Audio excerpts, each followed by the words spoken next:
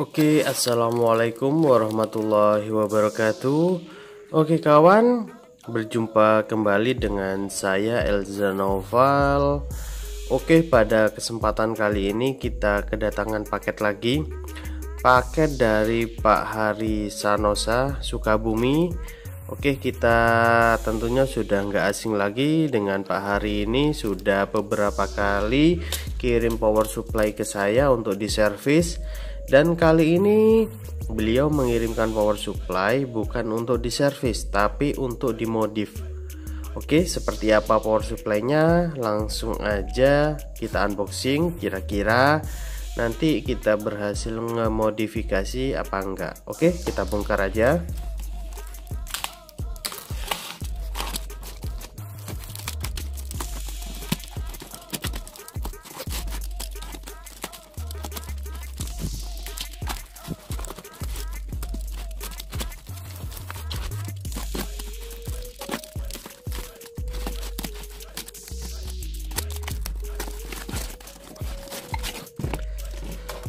Oke, ini power supply merek Eton.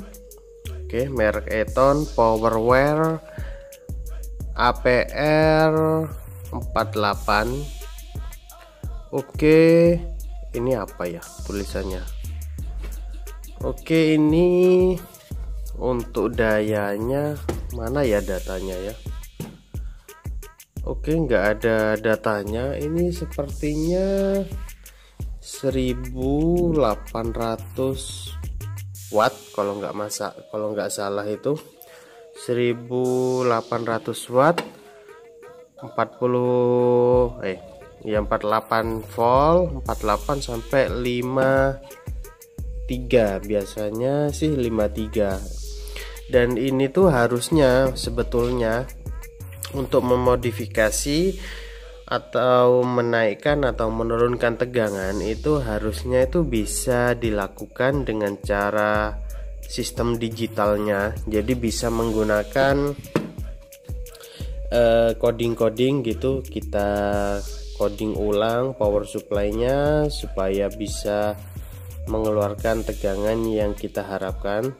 Nah, cuma kali ini kita modifnya itu secara analog karena pengetahuan saya juga masih minim untuk bergerak di bidang digitalnya. Sebetulnya sih lebih enak ngemodifikasi di sistem digitalnya karena hasilnya nanti akan jauh lebih baik daripada kita hanya memodifikasi bagian analognya. Karena power supply ini sistemnya sudah canggih, sudah menggunakan sistem digital.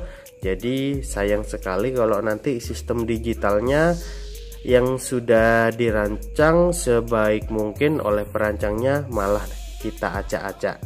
Oke, tapi ya karena pengetahuan saya hanya di bagian analognya saja, akan saya coba usahakan modifikasi sesuai kemampuan saya saja. Oke, ini akan saya bongkar dulu, akan saya lihat-lihat, akan saya pelajari rangkaiannya, sistem feedbacknya, sistem regulasinya, baru nanti kita coba akal-akalin. Semoga aja bisa. Oke, minta dukungan doanya, semoga aja project kali ini bisa berhasil. Berhasil nggak berhasil pun ya harus berhasil. Oke, ini akan saya bongkar dulu, lalu akan saya lihat-lihat dulu. Oke. Nah, oke guys, jadi power supply ini sudah saya pelajari rangkaian sistem feedback dan kontrolnya. Oke, jadi power supply ini dikontrol menggunakan microcontroller Atmega 32L8AU. Oke, jadi kalau misalkan kita expert di bidang programmer, di bidang pengkodingan, ini tuh sangat mudah sekali cara merubah tegangan output. Kita cukup masukkan pin RX-TX di sini, lalu kita program, kita read programnya, lalu kita rubah, begitu aja jadi.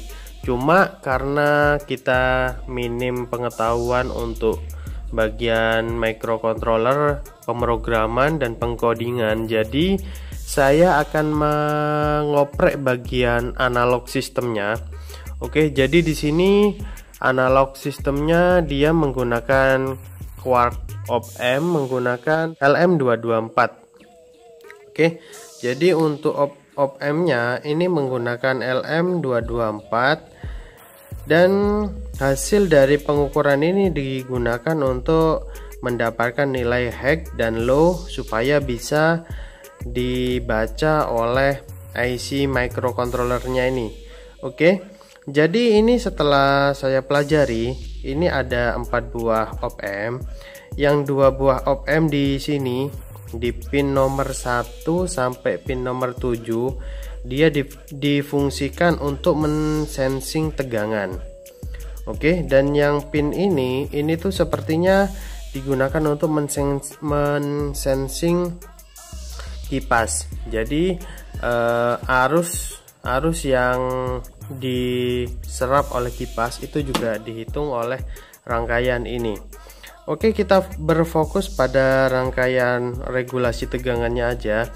Dan di sini ini ada juga starting system. Jadi tegangan output power supply ini dia disensor di bagian sini, tapi gunanya bukan untuk meregulasi.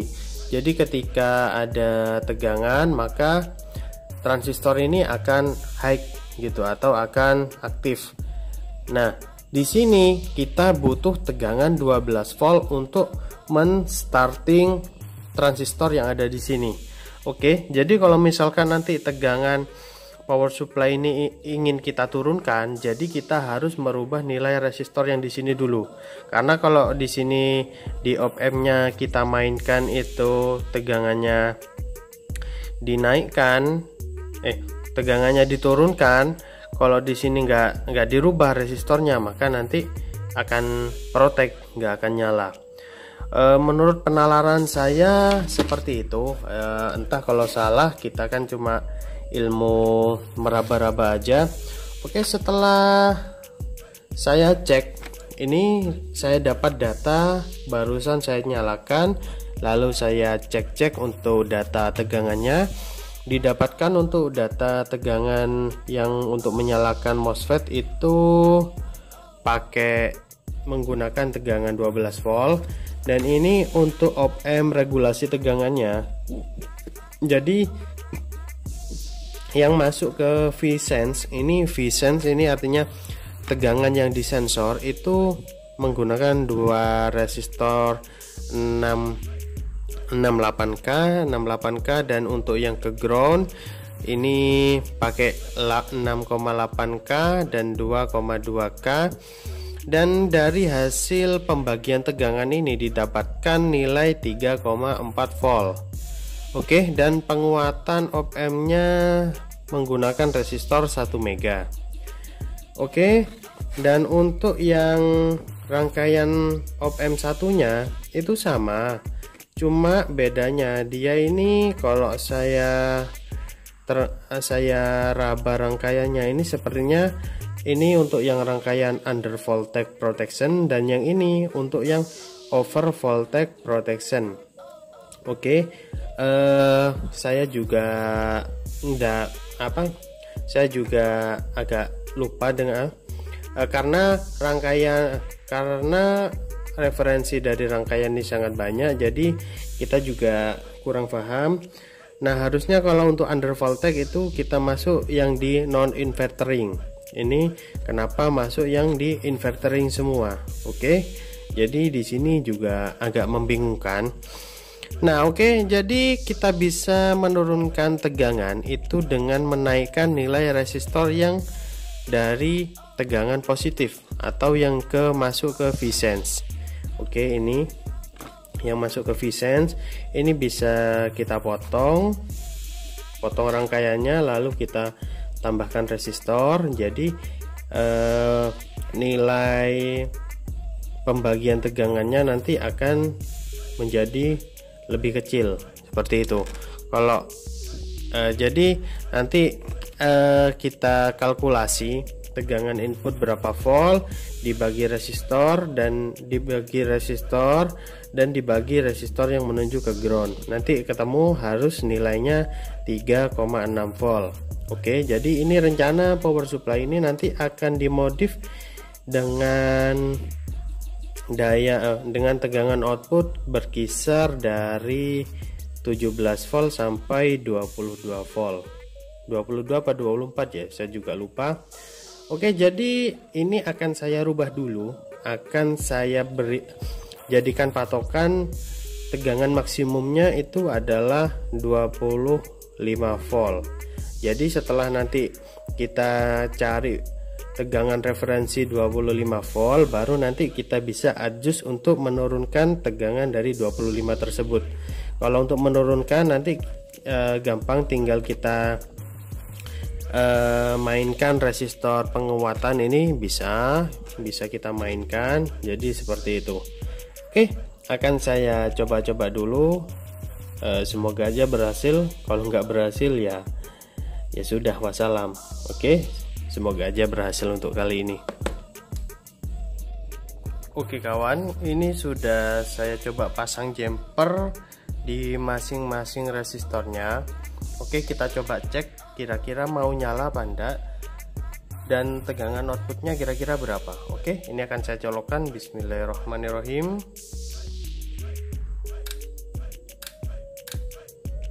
Oke, ternyata nggak mau menyala, dia protect. Oke, itu dia nggak mau menyala. Kita cek kira-kira kenapa.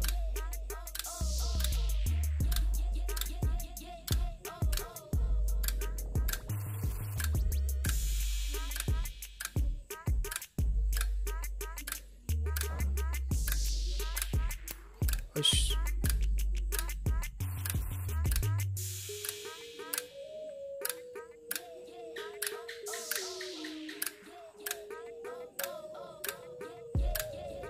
Oke, harusnya sudah nyala dengan tegangan sekitar 30 voltan. Oke, mungkin tegangan referensinya terlalu rendah, jadi akan saya rubah lagi dulu.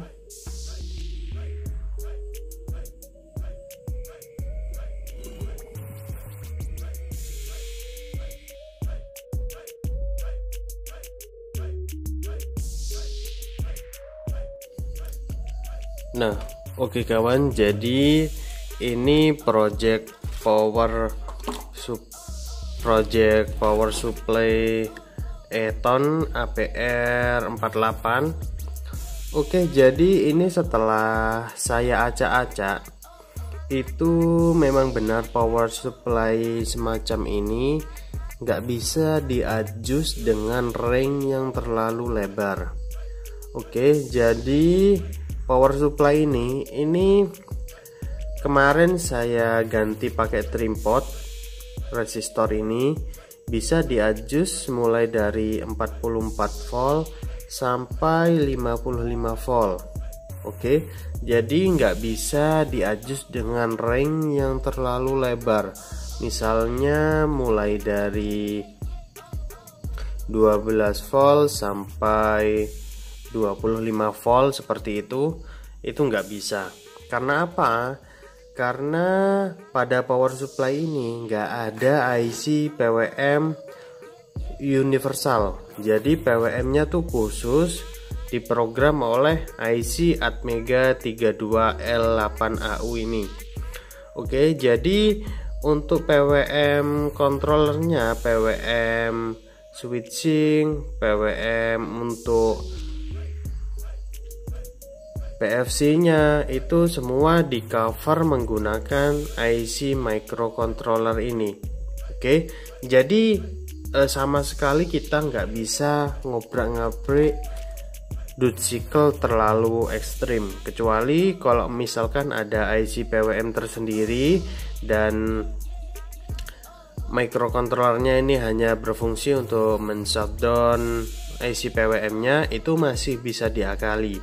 Nah, di power supply ini tuh sama sekali nggak ada IC PWM. Ini hanya IC gerbang logic dan op-amp saja ini semua. Yang ini dan ini itu gerbang logic. Jadi ini yang mengirimkan sinyal ke MOSFET dan ini yang mengirimkan sinyal ke MOSFET-nya PFC. Oke. Jadi setelah saya amati ternyata seperti itu sistem kerjanya. Tidak ada IC PWM universal seperti biasanya yang dipakai UC, UCC dan lain sebagainya. Pada power supply ini semua dikontrol menggunakan IC microcontroller ini.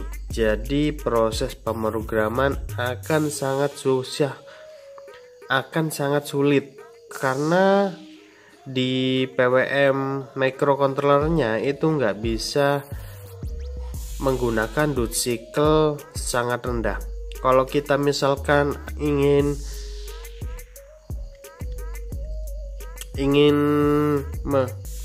mengadjust di bawah 50% dari tegangan tersebut, maka duty cycle harus dikurangi sebanyak 50%. Nah, itu nggak bisa pada power supply ini. Jadi duty cycle hanya bisa digerakkan sekitar 20%. Jadi misalkan ini diturunkan ke 44 volt sampai 55 volt itu bisa. Cuma kalau lebih turun lagi itu nggak bisa. Ini di sini tuh sudah saya obrak-abrik ini. Ini sudah acak-acakan. Tapi power supply ini tetap nyala normal kembali. Jadi outputnya tetap saya jadikan 55 volt tetap. Cuma ya nggak bisa diadjust terlalu rendah. Kalau misalkan tinggal ngajus ya tinggal ngelepas resistor ini, kita ganti trim pot, beres, bisa diadjust mulai dari 44 volt sampai 55 volt. Di bawah itu mesti protect. Dan kenapa protect? Karena kontrol PWM sudah ada di sini. Jadi nggak bisa kita ngakalin secara analog. Kita harus main program. Di sini ada 6 pin. 6 pin ini bisa dihubungkan ke USB TTL. Kita bisa program dan setelah saya baca-baca pun kita program itu nggak bisa range-nya terlalu jauh. Saya baca-baca itu range-nya itu hanya bisa mulai 44 volt sampai 60 volt kalau nggak salah. Jadi memang nggak bisa kalau untuk diadjust terlalu rendah. Oke, jadi project kali ini itu gagal. Jadi power supply ini akan saya rakit kembali, akan saya rapikan. Ini bekas solderan yang belepotan, solderan yang timahnya belepotan, ini akan saya bersihkan dulu, lalu akan saya kirimkan kembali ke Bang Hari Sanosa. Mohon maaf yang sebesar-besarnya dari saya. Power supply-nya ini sudah saya usahakan semaksimal mungkin, tapi ini merupakan batas kemampuan dari saya pribadi karena nggak bisa menyelesaikan project yang diberikan oleh Bang Hari Sanosa. Oke, mohon maaf yang sangat besar untuk Bang Hari Sanosa karena saya nggak bisa menyelesaikan project Anda. Oke, untuk teman-teman mungkin demikian aja video analisa saya tentang cara mengadjust power supply Eton Powerware APR 48. Oke, meskipun gagal, videonya akan tetap jadi karena ini bukti dari kerja saya mengobrak-abrik power supply ini. Namun gagal karena sistem yang terlalu canggih, tidak bisa kita bobol. Oke, demikian aja video pada kesempatan kali ini. Semoga bermanfaat. Dan mohon maaf jika selama penayangan video ini ada salah kata dari saya. Saya akhiri. Wassalamualaikum warahmatullahi wabarakatuh.